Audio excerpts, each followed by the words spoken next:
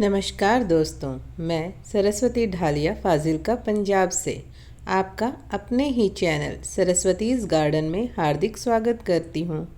और कहिए, कैसे हैं आप सभी? आशा करती हूँ मस्त होंगे, स्वस्थ होंगे और अपने अपने कामों में व्यस्त होंगे। तो आज हम बात करेंगे इस बेहद ही खूबसूरत फूलों वाले पौधे बेबी सन रोजेज़ की। जैसा कि नाम से ही पता चल रहा है, बेबी सन रोजेज़ यानी कि बहुत ही छोटे छोटे प्यारे फूल, बिल्कुल सनफ्लावर की तरह और सूर्य की रोशनी में खिलने वाले। जितनी ज़्यादा आप इसे धूप देंगे, यानी कि पूरे दिन की सनलाइट इसके लिए मस्ट है। अगर ये पूरे दिन की सनलाइट में रहता है तो आपका प्लांट भी बिल्कुल ऐसे ही मेरे प्लांट की तरह फूलों से भरा रहेगा। अगर आप इसे शेडी एरिया में रखते हैं, छायादार जगह पर रखते हैं, तो इसमें पत्तियां तो होंगी लेकिन फूल कोई एक आधा ही आएगा या फिर नहीं भी आएगा। लेकिन ये बिना फूलों के भी बहुत सुंदर लगती है, क्योंकि इसकी पत्तियां मोटी और चमकदार होती है, क्योंकि ये एक सक्लेंट कैटेगरी का फ्लावरिंग प्लांट है।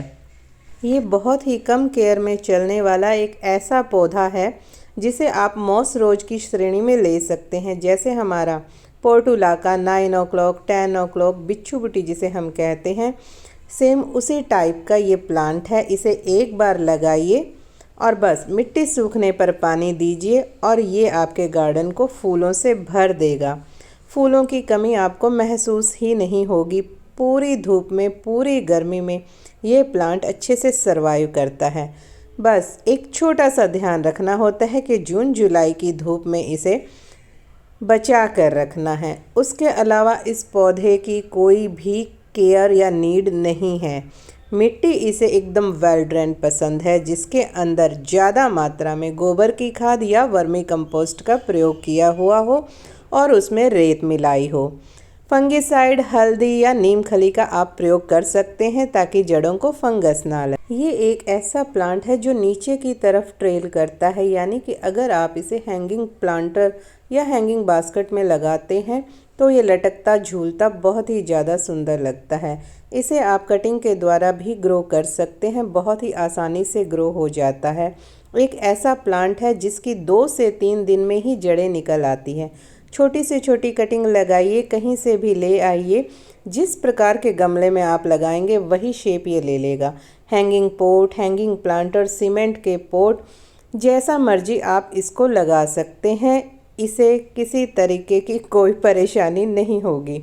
ये सारे पौधे मैंने कटिंग के द्वारा ही ग्रो किए हुए हैं। सिर्फ एक छोटी सी, बिल्कुल छोटी सी कटिंग मैं लेकर आई थी, वही मैंने लगाई थी, जो कि आज इतने सारे पौधों में परिवर्तित हो चुकी है और कितने ही पौधे मैंने इसके बांट दिए हैं, क्योंकि ये बहुत ही आसानी से ग्रो होने वाला प्लांट है। एक बार अगर आपके गार्डन में आ गया तो ये आपको छोड़कर कभी भी जाने वाला नहीं है, तो इसे ज़रूर लगाएं। ये है इस प्लांट के सीड पॉड्स। जितनी मात्रा में फूल आएंगे उतने ही इसके सीड पॉड्स बनते जाएंगे। फूल स्पेंड होने के बाद इसके सीड पॉड को हटा देना चाहिए ताकि पौधे की ग्रोथ पर असर ना पड़े। जितना हम इन्हें हटाएंगे, पिंचिंग करेंगे और प्लांट की कटिंग करेंगे, उतना ही हमारा प्लांट घना होता जाएगा। तो हमेशा ध्यान रखें कि जब भी फूल इसके स्पेंड हो जाएं, इसके जो सीड पॉड होते हैं उन्हें आप हटा दें। मैंने इस प्लांट को थर्माकोल के बॉक्स में लगा रखा है, छोटे से छोटे कंटेनर में लगा रखा है, प्लास्टिक की बोतल्स में लगा रखा है, यानी कि आप इसे छोटे से लेकर बड़े किसी भी तरीके के पॉट में लगा सकते हैं। बस एक छोटी सी कटिंग ही लाकर हमें लगानी है। उसके बाद ये आपके गार्डन को फूलों से भर देगा, आपके गार्डन की शान बन जाएगा। पूरी गर्मियाँ आपको फूलों की कमी नहीं होने देगा। ये हमारा एक परमानेंट पौधा है जो कि ख़राब होता है तो सिर्फ़ और सिर्फ ओवर वाटरिंग की वजह से ही ख़राब होता है। तो पानी देते वक्त हमेशा मिट्टी को चेक करके ही पानी दें। अगर मिट्टी ऊपर से सूख चुकी है तभी इसे पानी दें। दूसरा तरीका है जांचने का कि इसकी पत्तियां थोड़ी सी हमें श्रिंक होती दिखाई देंगी। जब इसमें पानी की कमी होगी तब हम इसे पानी दे सकते हैं। अगर आपके घर में या बालकनी में धूप नहीं आती और सिर्फ छाया ही रहती है या 1 से आधे घंटे की भी धूप आती है तब भी आप इस पौधे को ज़रूर लगाएं, क्योंकि अगर इसमें फूल नहीं भी आते तो इसकी ये शानदार पत्तियों सहित लटकती हुई ब्रांचेस बहुत ही सुंदर लगती हैं। इसके प्लांटर का चुनाव करते वक्त सिर्फ इतना ध्यान देना है कि इसे कम गहराई और ज़्यादा चौड़ाई वाले आप प्लांटर में लगाएं, क्योंकि ये फैलती बहुत ज़्यादा है। गहराई इसकी जड़ों की बहुत ही कम होती हैं। इसकी जड़ें बहुत ही सॉफ्ट और बारीक होती हैं। खाद की अगर बात करें तो ये हाई फीडर पौधा नहीं है, लेकिन जब भी आप इसकी लगाते वक्त मिट्टी बनाते हैं तब इसमें अच्छी मात्रा में खाद का प्रयोग करें। अगर आपके पास पहले से ही ये पौधा है और उसमें फूल नहीं आ रहे हैं तो आप इसमें प्याज के छिलके या केले के छिलके का लिक्विड फर्टिलाइज़र बनाकर आप इसे दे सकते हैं। उससे फूल अच्छी मात्रा में आएंगे। बाकी इसे जितनी ज़्यादा आप सनलाइट देंगे फूल अपने आप ही उतने अच्छे इसमें आएंगे।